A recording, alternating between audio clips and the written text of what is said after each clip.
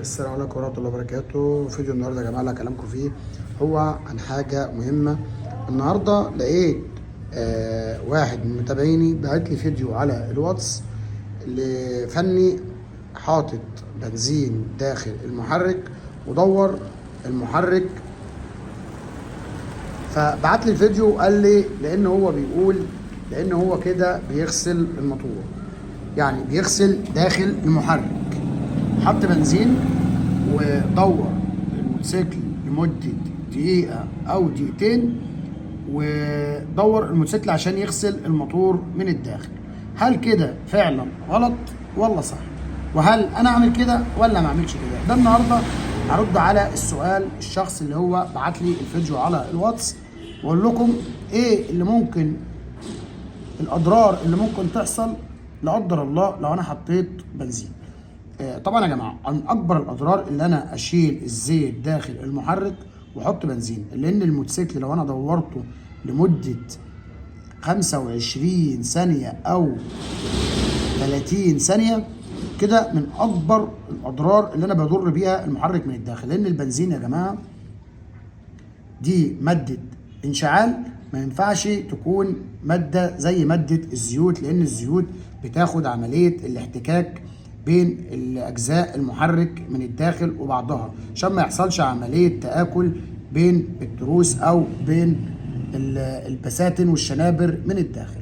اما لو انا حطيت بنزين فانا كده لو دورت الموتوسيكل زي ما قلت هيحصل معايا عمليه خشونه في بلي المحرك من الداخل، وهتقلل في عمر البلي بنسبه كبيره جدا، هتقلل معايا في طول عمر المحرك.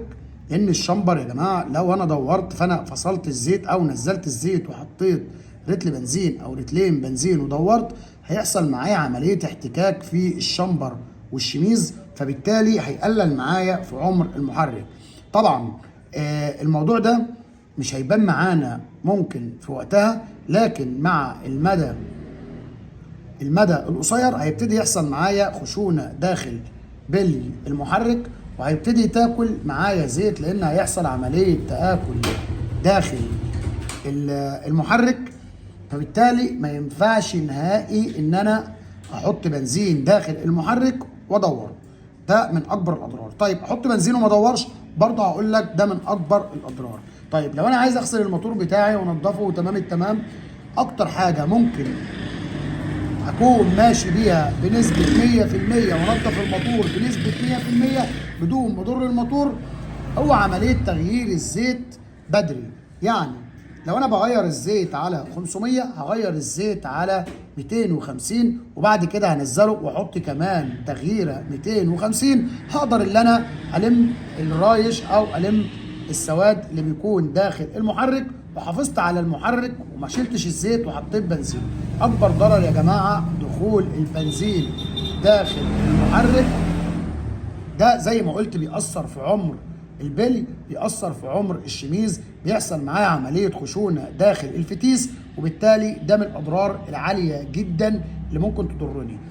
طيب كده الفيديو ده كان توعيه ليكم، وكان رد على احد الاشخاص اللي هم بعتوا لي الفيديو على الواتس وقالوا لي لو انا حابب اعمل كده هل كده صح ولا غلط. ده كان فيديو النهارده ليك عشان افهمك ان ده اكبر الاضرار. طبعا انا ما بذكرش اسماء فنيين او ما بقللش من حد او ما بقللش من شخص، لكن يا جماعه ده من اكبر الاضرار اللي ممكن تضر داخل المحرك، دخول البنزين داخل المحرك وتدويره، ان زي ما قلت ده هيعدم معايا المحرك حرفيا، يعني ده هيعدم معايا المحرك حرفيا في المدى القصير مش الطويل.